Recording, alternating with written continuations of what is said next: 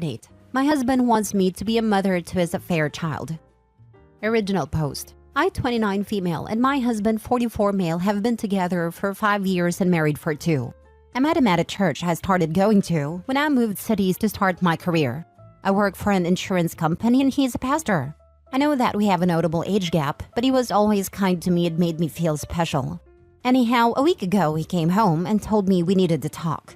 He told me through tears that he had been having an affair with one of our community members, 34 female, and that she had been pregnant with twins.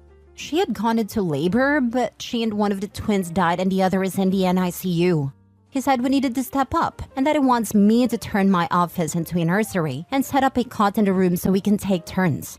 I became distressed and told him I wanted some time to think, that I was not sure I wanted to do this. He told me that I had made a vow to him in marriage and that God had blessed us with a child. That this is our cross to bear and that God will never give us something we cannot handle. I told him that it seemed God had given her more than she could handle because she had died. I know I should not have, but I was not thinking correctly. And he slapped me and told me that I needed to serve my husband, that God had chosen me as this child's mother and I needed to be his humble servant. I just feel so strange. Yesterday, I cried so hard I threw up. This woman died, yet I feel bad for myself. I feel so ugly. I wanted children and was saving for IVF because I'm infertile. But now that I have a chance to have a child, I do not want it. I feel like I'd be robbing its mother's grave. I pray to God, but if I'm being honest, it has never felt like anyone was ever listening. I feel like I have truly seen my husband. He looks his age and very tired. I want to abandon him and a child. I'm only 29. I can start over. I have a remote job. I can take a day off when he goes to the NICU, pack my essentials and leave. Neither him nor the child deserve this. And although this is my circus, that is not my monkey. Now for the top advice before reading the updates. The only thing that is not a huge red flag in all of this is you realizing that is not your monkey. He chose to be unfaithful, and from that he expects you to ultimately raise another woman's child? No way. If this is all true, there is only one thing you should do. Run. OP's husband also preaches about the vows she made, but what about him? I'm sure there's something about infidelity in there. Such a freaking hypocrite. If the affair partner hadn't died, did he even plan to tell OP about a second family? To top it all off, he physically abuses her. OP, run from this POS. You know what you need to do and what you want to do. Take a deep breath and run. He's manipulating you with your religion. Don't let him do this. Do not let him take this away. I'm gonna guess that this pastor who beats his wife skipped over the vows about monogamy and faithfulness. I hope she lets the rest of his congregation know what he did before she leaves. Otherwise, he'll probably spread horrendous lies about her deserting him. It sounds like he's kind of preying on his congregation, to be honest. He has already slept with at least 2 of the women, both at least 10 years younger than him, and OP's still fairly new. I wonder how often he does stuff like this to vulnerable women, because I highly doubt this was the only second time. Girl, you better love yourself to leave. That's the hard part. I always have felt like I was never on anyone's radar and just being their back burner. He made me feel special and loved, but this last week I feel like I've seen past that. Although I was old enough to decide to be an age gap relationship, I feel like he had no business with being someone my age. I'm 29 now, and I would feel wrong being with someone 24. I spent my whole life accepting second best, and now that one person who put me first has now put me last, I feel like I just see it all now. I feel used. Queen, you are 29 years old, with your whole life ahead of you. Not a person in this thread is wondering how he got this desperate man. They're all wondering how he got a catch like you. Forget being on someone else's radar. You are steering your own ship and have your own radar. You don't need to be on a back burner. You are your own fire. You have a career. You had the strength to move once and build a life. You can do anything. Just make sure it's the right thing for you, not someone else disguising their own sins or yours. Now for the first update. I just want to thank you all for the support. I'm still processing this all, and I just need a little time. I don't feel unsafe, just in love, just not enough. My husband did apologize for slapping me and continues to express regret. But he can't take it back, just as he cannot take back impregnating another woman, which ultimately killed her. I'm just feeling so disillusioned with my whole life right now. I know I should leave. I know that there is a world out there that will not treat me like this, but I'm scared of change. I'm working on a plan to leave and getting my ducks in a row for when I'm ready to go, but I am not sure when I would leave if I choose to. Many expressed that I should make a report to the police about him slapping me, and they're probably right, but that would likely cause me more problems than it would be worth. If I leave, it might make him want to contest the divorce more, and if I stay, it would cause more tension. I've been working on my left hook though because I won't let him get away with it again. I'm not violent myself, but I'm down for a tussle because although I'm hurt, I'm angry. I'm not sure if there will be an update because I'm still unsure. I can make all the plans in the world, but the changes scares me almost as much as bending to his will. I've been praying about it, but I see no clear answers nor guidance. I don't know. Funny thing, I'm jealous of the people saying that this is fake. It's like I want my life to be like it was 2 weeks ago. I could read a crazy story on the internet and think, wow, that's crazy. Seems kind of fake. And keep scrolling and go about my life. Only I can't scroll away in real life because that's just not how life works. I don't owe anyone proof of my life tragedies, least of all strangers on the internet whom I will never meet. But I do thank all who have given support. I wish I could tell you I packed my bags and left his sorry butt, but I'm not strong enough yet. It's not that easy to do in real life as it turns out. 1. You will recover and be happier, healthier, and better for it. I was married to my abuser for 7 years. I started over after leaving him at 29. And a year since, I've started a new career, married my best friend, taken up new hobbies, traveled, lived in new places. It's been amazing. The journey of freedom and fulfillment and happiness where you're not trapped in an unhealthy and happy marriage with a horrible human being is the best gift you can give yourself, and the whole world opens up to you. 2. He doesn't value you. He values the image and stability you create for him. He's trying to gaslight you into staying so he can save face and create the illusion that you accepted his actions. He is trying to use you to care for the product of his affair and to excuse his actions with the church. 3. He has already physically harmed you by assault and endangered you for the entire length of any affair he has ever had. You need to get tested now and again in about 6 months. 4. Physical abuse only ever escalates. I was married to an abuser, and every time he hurt me, I blamed myself, excused his behavior, accepted his pathetic, whiny BS apologies, and allowed the cycle to continue. He will not change. This will not be his only affair, and it will not be the only time he hits you. If you agree to stay, he's going to leave you at home with a baby and go find new affair partners and abuse you when you question him, confront him, or threaten to leave, at which point he will also use the baby as leverage. Please do not give him the opportunity to do these things. 5. Move out. Take the stuff that matters to you and go start over. Family or friend you've been meaning to visit? That's a great destination to start with. 6. He's a bad person. Full stop. He is an abuser. Do not allow him to cajole or convince otherwise. He is physically and sexually and emotionally abusive. He is a cheater and had no intentions to stop. He had every intention of keeping both of you for as long as possible. Think about that. He didn't come clean when she got pregnant. She got far enough along for viable babies, and he's trying to get you to raise them. He never intended to give up either of you. That behavior will not change.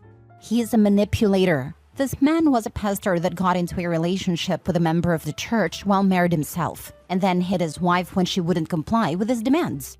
There was no redeeming quality about him. He just had the ability to hide who he really is. He is a narcissist. I recommend heading over to r/narcissistic abuse and r/narc abuse and divorce for additional support and a place to talk with others that will understand. 7. Good luck from one woman who has escaped a guy like this to another. You will be okay. You will heal. You have a better, bigger, happy, healthy life waiting for you. Please take care of yourself. I'm praying for you. Don't take his nonsense. And when he tells you God told me, because he will, don't fall for it. You deserve to be happy. If he hit you once, he can do it again. Also, that church. The fact that some people knew and he is now asking them to help you create the nursery, to sacrifice your office, your space, to make way for this baby? Watch out for those people. They are enablers. Do not share your plans with anyone that you do not trust 100%. Do not let him gaslight you into believing that you can now have the life you've always wanted. Please think about finding a good therapist, not through that church, an actual licensed one, to see things clearly. There might even be resources around you that you are not aware of. You have every right to be angry. Pressing charges would hold him accountable for his actions. It might also give you the necessary push and help to get out of there ASAP. Yes, it will create more tension, but this is not your fault. Do not think of it in terms of how he could act. This isn't about his wants or needs. This is about yours. And right now, you need to get the heck out of there. Please understand that change is good. Change in itself is an act of faith. It's about letting go of your control to see what could be out there. Bending to his will, as he so eloquently said, is simply giving up everything that makes you you. And you are worth more than this BS. I'm praying for you. I'm rooting for you. The longer you stay, the more he will wear you down. He has lied and manipulated you. He has physically harmed you. That is not going to change. Change is definitely scary, but being abused is scarier. You need to leave that house. Now for the final update 8 months later. I left. If that's all you wanted to know, there it is. For those of you who are asking how the other woman died, I get it. I invited you into my business. It was an amniotic fluid embolism. I don't know much about those, but I guess when they happen, things go wrong really, really fast. We lived in a more rural area, so they just weren't ready for something like that to happen. I didn't leave right away, as I know now that I should have. It just wasn't that easy. I stayed for 2 months. I knew if I did not at least try to make it work, I would not be able to live with it. Not because I wanted to save my marriage, but because what ifs keep me up at night enough as is. I went to marriage counseling with my husband, but it was ultimately fruitless. Of course, it was Christian counseling. I felt like their goal was for me to forgive him, rather than actually trying to help me. I was so utterly alone during that time. My parents and brother are also very religious, so even though they weren't happy with my husband, they kept urging me to do what a good Christian wife would do. I spent so much time suffering in my own head that I began to realize that I was just going through the motions, doing what I thought people expected of me. I entered a state of derealization for a time, and that was absolutely confusing. The feeling of nothing being real, not even myself, was horrible. During this period, my husband brought his baby home, and while he tried to split the cares 50-50 at first, he ultimately didn't trust me to look after the baby because I was lost in space. So he ended up being the primary provider. When I was with the baby, all I could think about was how its existence ruined my life. It would look at me with big blue eyes, and I would just wish it would disappear. I would actively spend time resenting a baby. There was a time when I was thinking to myself and wished it would stop breathing. That was when I knew that I needed to leave. I was blaming a baby and wishing ill upon it, and that was not okay to do. I don't remember much about this time besides that. It's mostly a blur otherwise. I sought services through my work to talk to a therapist, and I eventually came back to Earth. She helped me make a plan. At no point did I fear my husband. I truly believed his slap was a one-off event. However, screw him. He doesn't deserve closure. So on a night he had a long Bible study, and he always took his baby with him because he didn't trust me, I packed my essentials and dipped. I met him pretty quickly after college, so I did not have much to take as far as furnishings. I fit everything I wanted in 3 suitcases and 4 moving boxes. It all fit into my SUV after some mediocre Tetris skills. I was able to change my phone number online before I left, but I did leave the divorce papers under his pillow with my lawyer's contact info. Kind of like the tooth fairy, but for a-holes. I was the breadwinner, and in my state, we were not married long enough for me to pay spousal maintenance. At least that is what my lawyer said. I own my vehicle outright. We had our own bank accounts and a shared expenses account. We filed taxes separately, and the church owns the house. He's being an a-hole about it all, but I'm hoping it should be done soon. I got a decent apartment in a city a few hundred miles away. I've never lived in a city this big before. Everything is so expensive, but besides that, I like it. I found a new therapist, met some new friends, and found a new church with loving people. I still have my days, but for the most part, I'm content. I think it will always hurt on some level, but I'm working on taking my power back. I turn 30 next month, and I am hopeful it will be the start of my best decade yet. Good. You deserve better. Good luck. God, I'm so sorry, but happy that you're in a safe place. You did well for yourself and your mental health. None of this is your fault. It's all his.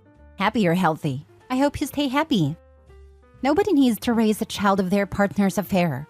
You did the right thing for you. I knew a lady who did it, but it's very rare. Way back in the 80s, a lady I worked with, her daughter was a teenager. She was in a miserable marriage. She was raised super fundy and married at like 18 or 19, and just couldn't contemplate divorce. It terrified her. She worked for her husband's company, desperately wanted another baby because her daughter would be going off to college soon, and she'd be stuck alone with this a-hole she hated. She was really depressed that she couldn't get pregnant again. Well, wouldn't you know it? Look, honey, the Lord blessed us. Someone her husband knew had a relative who got pregnant in high school and didn't want to keep it. I want to say the lady's name was Lynette, something country like that. We worked at a Walden Books in the early 80s. Lynette and her teen daughter fell in love with that baby boy, and Lynette ended up kicking the hubs to the curb and keeping the baby. A sweet story. But screw OP's husband. And OP, it's not your fault you resented that baby. Good on you for recognizing it and leaving. You deserve a good life. You said you think it'll always hurt on some level. It won't. It just won't. I don't know how to explain how you go from loving someone to loving them, not liking them, but loving them anyway, to just apathy. Just nothing. It's like the world reabsorbs that love. It just evaporates. And it is gone and no longer the burden that loving a narcissist truly is. Look, I just read all your story and it's horrible. I'm sorry you've been through this hurtful ordeal. But thankful to be on the outside now. I know that better days are ahead. Your ex? That dude has zero capacity for love. Zero. He used his baby to try to manipulate you. Score that on a parent report card. He's trash. Be thankful that love evaporates. He doesn't deserve it, and neither do you. I wish you the very best. You'll be fine.